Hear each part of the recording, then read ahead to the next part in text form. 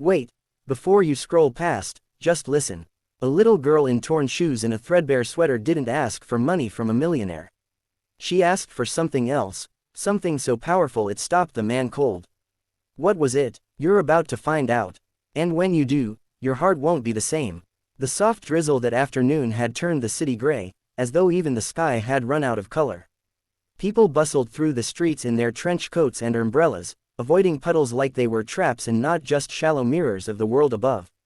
But near the old park bench on Willow Lane, life slowed down.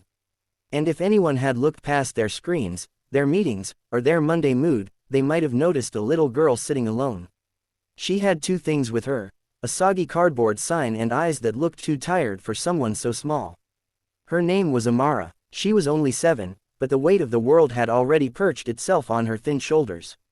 Her tiny fingers clutched a plastic cup with a few cold coins clinking inside. Yet it wasn't the money she watched. She watched people. She watched fathers hold their daughters' hands. She watched mothers fix tiny hats on their babies. She watched children skip beside their parents, full of life. And Amara sat still, as if moving might break her fragile hold on hope. Across the city, in a blacked-out luxury car, a man named Dominic Gray stared at his phone. He wasn't looking at the market crash or stock reports. Not today. Today, it was a picture of his daughter, Lila, on his lock screen that held his attention. She'd sent him a selfie from the kitchen this morning, flour on her nose, grinning as she tried baking muffins for the first time. "Miss you, Daddy," her message read. He hadn't replied. Dominic was one of the youngest self-made billionaires in the country. The kind of man people wrote articles about, how he rose from nothing, built an empire, and never stopped. But somewhere between ambition and boardrooms, he had begun losing something precious: presence. After his wife passed away 2 years ago, he buried himself in work to avoid the crushing silence at home. His daughter Lila was all he had left, and even she was starting to slip through his fingers. Today, fate wasn't just knocking, it was calling out in a tiny voice. Dominic had a meeting cancelled last minute. His driver was looping through downtown when the car stopped near the red light at Willow Lane. That's when Dominic saw her. A little girl sitting on a bench with nothing but damp clothes, a faded backpack, and a cardboard sign that read, "I don't want money. Just need a warm hug." He stared, blinked, then scoffed. "What kind of trick is this?" he muttered. But his heart, it beat a little faster. Something about her didn't look staged. He told his driver to circle back. Curiosity had always been Dominic's strength. It had built his fortune. But this was different. This was a pull in his chest.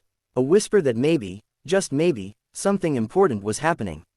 He stepped out of the car with his tailored suit and $2,000 shoes. And as he approached, the little girl looked up at him, not afraid, not demanding, just tired. Quietly brave. "You shouldn't be out here," he said gently. "Where's your family?" She looked at his eyes, not his suit. "Gone," she whispered. "Mom went to the hospital and never came back. I think God took her. And Dad, he left before that." Dominic froze. "And you're here alone?" She nodded. "I live in the old shelter, but they kick us out during the day. I come here 'cause it's not too noisy." Dominic felt a strange heat in his chest. He reached into his wallet automatically, pulling out a $100 bill. "Here, this can help you get food." But the little girl didn't move. "I don't need money," she said, her voice breaking gently like a dry twig. "I just need a hug, like your daughter gets." Dominic's hand stopped in midair. The bill fluttered in the breeze. And suddenly, all the noise in his mind, the deals, the meetings, the weight of an empire, fell silent. "Like my daughter," he repeated, unsure how she knew. "I saw you last week," she said. "You were here, holding her hand. You picked her up and spun her around. She laughed so much. You gave her a hug before you left. It looked warm, like it could fix a broken heart." Dominic swallowed hard. For a moment, the two just stared at each other.